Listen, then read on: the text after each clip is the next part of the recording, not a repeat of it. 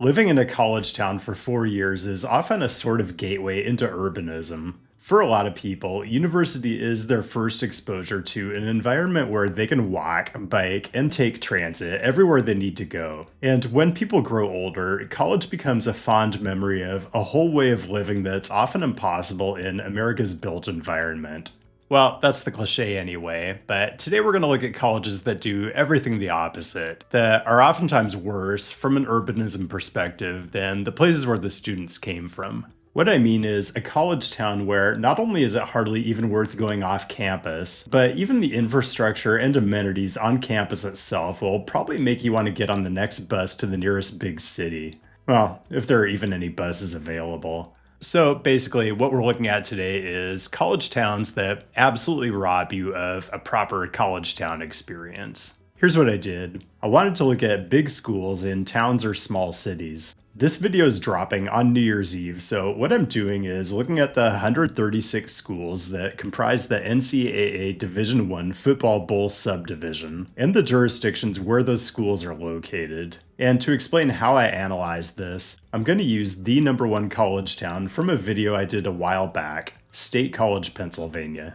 To evaluate, I do like walk score for this because it's not just about pedestrian infrastructure, it's about how many different kinds of destinations and amenities you can reach within a short walk. So that really goes to the heart of what I feel like a great college town should do, and State College rates extremely well on this. But I also wanted to know about the walkability of the campus itself, because as you'll see when we go through this, not every college is right smack in the middle of town, so to be consistent across all schools, I grabbed the walk score rating of the main university library, and then I averaged those two scores, and then normalized the result from 0 to 100, with 0 being the worst score in the whole FBS, and 100 being just State College. Then I did the same thing for bike score rating, but I only gave it half the weight because I think walking is really paramount in these kinds of places. I wanted to evaluate transit too. This is tricky. Redfin does do a transit score, but for a lot of the towns I looked at, there was just insufficient data. So I used the National Transit Database, which does have ridership for small providers in their 2024 dataset.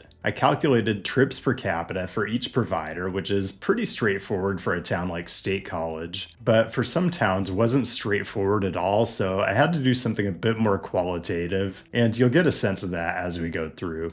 Okay, so this is a college town bottom 10 list, but it's also a bit of an exploration of the worst that small town and ex-urban America have to offer, so buckle up. Our first stop, the town of Ruston, home of Louisiana Tech. Ruston itself fares pretty miserably on just about every metric, walk score and bike score ratings in the 20s. Transit is run by Lincoln Parish. It's demand response that requires reservations. Their fleet consists of 5 buses, 3 vans, and an SUV. Look, I feel bad. I'm really not trying to dunk, but this is a pretty tough environment to go off to college. Ruston would actually fare much worse, but the walk score rating for Prescott Memorial Library actually is 70, just a couple blocks from the town square, so the location of Louisiana Tech relative to the most walkable part of Ruston almost keeps it off this list altogether.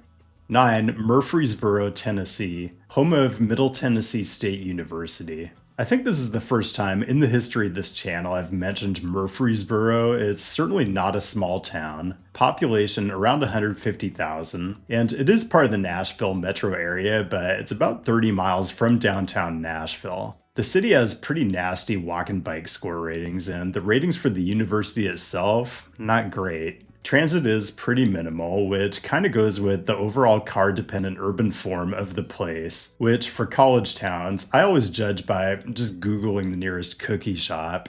Decide for yourself. 8. Conway, South Carolina, home of Coastal Carolina University. So all of these towns are going to have one thing in common. Let's see if you can figure it out. Conway, similar story as Murfreesboro, the town itself scores as very car dependent, but that in itself isn't going to put you on this list. It's the fact that the campus is nowhere near whatever walkable or bikeable parts of Conway there are. Like, even if you were intrepid enough to make the 3.5 mile walking or biking trip from campus to Conway's walkable downtown, you're going to be on the shoulder of an absolute strode because that's the only way you can get there. Otherwise, you're navigating the campus's immediate surroundings if you want to walk to meet your daily needs, and yeah, the built environment is pretty grim. 7. Bowling Green, Kentucky, home of Western Kentucky University. Look, I'm just trying to be objective and go off the numbers here, and the numbers are not good. The town is in the 30s for both walk score and bike score ratings, and the university library does fare a bit better, but it's not amazing. A little surprising since you're less than a mile from downtown, so walk score and bike score must be picking that up, and the CBD of Bowling Green kind of looks fine, but the methodology does have a decay function that gives higher weight to the urban form in closer proximity, which probably explains what's going on. And there is fixed route transit service in Bowling Green, but it runs like once an hour and generated about one ride per capita in 2024.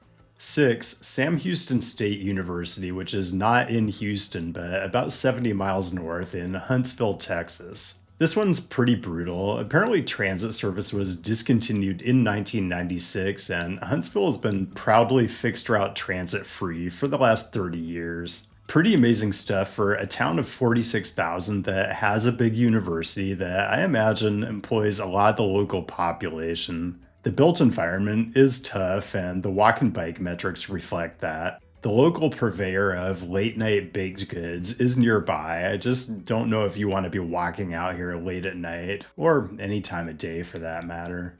On the plus side, pretty reasonable biking distance to the Texas Prison Museum, but this is absolutely not a recommendation that you try to bike there, or probably anywhere in this town. 5. About as close to the Mason-Dixon line as we're gonna get, and yet still so far away. It's Lynchburg, Virginia. I'm told the only major Virginia city that was not recaptured by Union forces before the end of the Civil War. To be sure, there are some interesting historic parts of the town, but the school in question, Liberty University, is nowhere near them, so from your 0 point of the Falwell Library, you end up with walk and bike indices that are extremely bad, and the transit is incredibly subpar too. So you can't really walk to downtown Lynchburg, but you can take your chances and hoof it to a variety of nearby fine dining establishments. And I have to point out that this is the highest enrollment campus in all of Division I FBS. The Arizona State Tempe campus is a distant second, so this is like 100,000 students who are spending their college years in car-dependent hell, and probably curriculum hell too. 4. This is an odd one. Kennesaw, Georgia, home of Kennesaw State University. First of all, I can't even identify that Kennesaw has a downtown at all. There's some sort of vestige of a grid here, but the big attractions seem to be a gun shop and the Southern Museum of Civil War and Locomotive History, which I guess answers the question, how exactly do you mess up a train museum? Walk and bike score ratings in Kennesaw are abjectly terrible, and the university is 2 miles to the northeast in the middle of the kind of sprawl that can only mean one thing, that you're about 20 to 30 miles outside Atlanta. The saving grace here is the university is the outer terminus of a pretty good Coblink transit line. You can catch the Rapid 10. It's a bit of a commuter schedule, but runs every 15 minutes some parts of the day. So you can get to Midtown Atlanta in a bit over an hour, but I think my recommendation would be just go to a big school right in downtown Atlanta in the first place. Okay, I regret to inform you that there are still 3 college towns that rate even worse. Before we get there, usual reminder to engage your screen elements of choice and connect on the various apps if you want to stay up to date. Travel plans still coming together for early 2026. It looks like New York is happening in late April, and you'll hear about details and ticket availability first on my Patreon. So stay tuned there if we're connected. Not really dishonorable mentions, but I do have to touch on two CFB schools that actually fare even worse on the metrics than any of the 10 on this list. But I didn't really include them because the campuses are really self contained environments unto themselves and not integrated into towns at all. And that's the United States Military Academy in West Point, New York, and the U.S. Air Force Academy, which is its own jurisdiction north of Colorado Springs. You can grab street addresses from all over campus, and you're just going to get some of the most wretched walk score ratings you've ever seen. The U.S. Naval Academy actually rates out okay. Annapolis is middle of the pack in terms of the towns themselves, and the academy is located pretty nicely. Just probably not your typical four-year college experience. Back to the list. 3. Jonesboro, Arkansas, home of Arkansas State University. Citywide walk score rating of 23, and you'd hope to get better results on campus, but even there you're still in the 20s. And I think the aerial imagery is pretty consistent with that. There is fixed route transit in Jonesboro, it's just extremely low ridership. And just to be clear, this isn't a dunk on the state of Arkansas as a whole. Fayetteville, home of the University of Arkansas, much more recognizably urban environment, and the university is pretty well integrated into the city grid. I actually haven't been to Fayetteville, but that might change in a few months. We'll see. Second worst, Jacksonville, Alabama, home of Jacksonville State University. First of all, we're now into towns that don't have any fixed route transit at all, just paratransit you have to reserve in advance. So Jacksonville gets a 0 for transit and a 0 for bike score, as the citywide score and the university library score combined are the worst out of the 136 FBS schools. The walk score rating of 44 at the university library is probably the saving grace here. Did not find a late night cookie shop. I kind of want to ask, are there even any places worth walking to in Jacksonville, Alabama? But I'm pretty sure I'm already coming off as incredibly elitist, so I'm just going to assume Cooter Brown's Rib Shack is legit. The Google reviews praise the unpretentious surrounds, and the website does advertise tasty butts. Just half a mile walk on an unpaved shoulder. I'd probably take my chances. And you know what? We don't even have to leave the state for number 1. It's Troy, Alabama, home of Troy University.